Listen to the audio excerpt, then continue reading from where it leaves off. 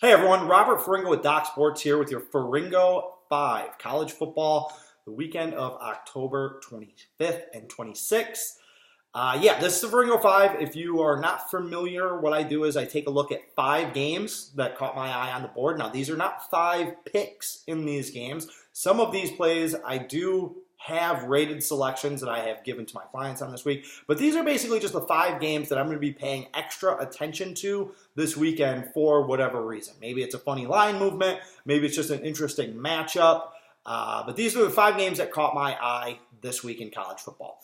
The first is Central Florida at Temple. This is actually a really big game in the American Athletic Conference, which, if you haven't been paying attention, is actually a really good league this year. Cincinnati, Central Florida, Memphis, SMU, and Temple. All 5 of those teams are going to be teams I'm going to be looking at come bowl season as teams that could definitely pull some upsets against teams from the power conferences.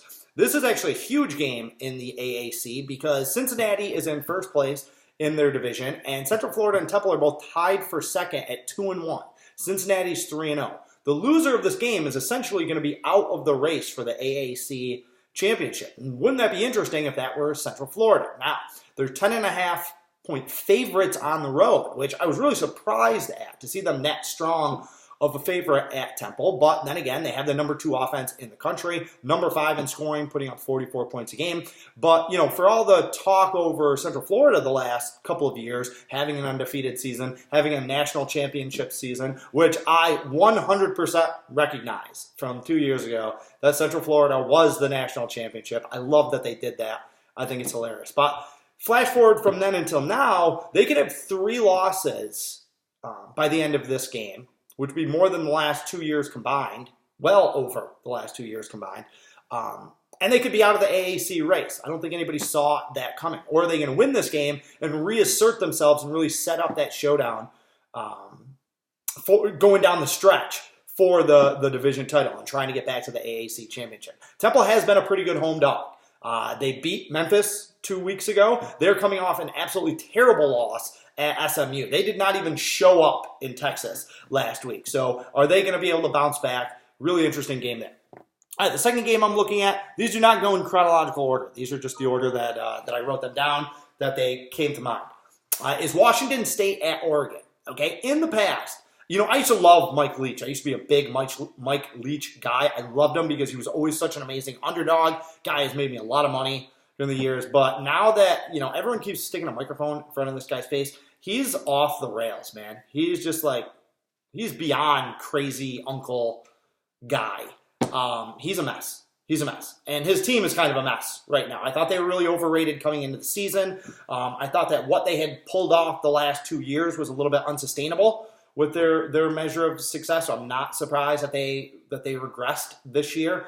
But this looks like kind of a classic Mike Leach situation, right? They're 2 touchdown underdogs going into Oregon, one of the toughest places in the Pac-12 for any opponent to get a win. Oregon is in a bit of a letdown spot after their huge road win over Washington last week. So how are they going to handle that? Now, this is an Oregon team that still has an outside shot. They still have a path to potentially making it to the Final Four, to the college football playoffs. They took that loss at Auburn in a game they should have won. If they were undefeated right now, I think they would be ranked in the top 4.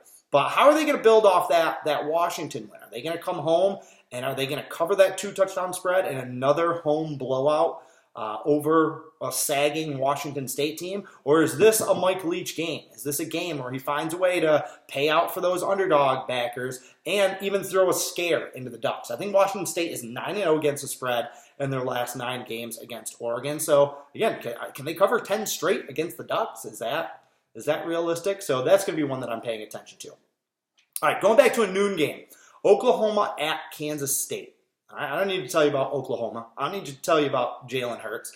That guy is doing work, okay? That guy is awesome. Oklahoma's undefeated. Right now, if the season ended today, the regular season, they would be in the college football playoffs, and they are dominating the Big 12 yet again. Early start, though. Early kickoff against a tough Kansas State team. In one of my free play videos, actually at the beginning of the year, and in Doc Sports newsletter, I actually gave out Kansas State as a free play. Their season win total over 5.5. I was bullish on Kansas State this year. I like their new coach. I like the makeup of this team. They're hard-nosed. They're disciplined. They run the ball. Well, let me ask, again, are they going to have a little Manhattan magic? We've seen this before with Kansas State. Now, granted, that was Bill Snyder, a national treasure, the king of college football underdogs, the undisputed king of college football underdogs. That was Bill Snyder. This right here would be a vintage Bill Snyder cover situation. All right, this might have been, if Kansas State was 23-point underdogs at home in a noon kickoff against Oklahoma, this might have been my game of the year if Bill Snyder was coaching, because I know he's going to cover that game. Can Kansas State get it done? Can they make the points hold up? Or is this line too low when you consider what Oklahoma has done? Go and look at Oklahoma's scores against Kansas State over the last 6 or 7 years, okay? Is this not enough points? Should this line have been closer to 28 and a half? So that's going to be one that I'm going to keep an eye out for. That's a noon kickoff. All right, next, got to talk about Notre Dame at Michigan. I don't want to spend a ton of time on this because it's a very public, very popular game. You got a lot of other people talking about this game as well. The big thing for me is that Notre Dame has had 2 weeks to prepare for this game, where Michigan is kind of reeling a little bit after that loss to Penn State. They already have 2 losses. Is this just going to be another nail in Jim Harbaugh's coffin? They have been, over the last 2 years, they've been one of the worst bets in college football. Michigan has. They're 3-9 against the spread in their last 12 games, and they're one of the most heavily bet teams each weekend. So they have just been an absolute money burner. Okay, Notre Dame is 5-1, and they played really well in that one loss. That one loss was a true road game at Georgia, another top 10 team. Notre Dame could have won that game, probably should have won that game.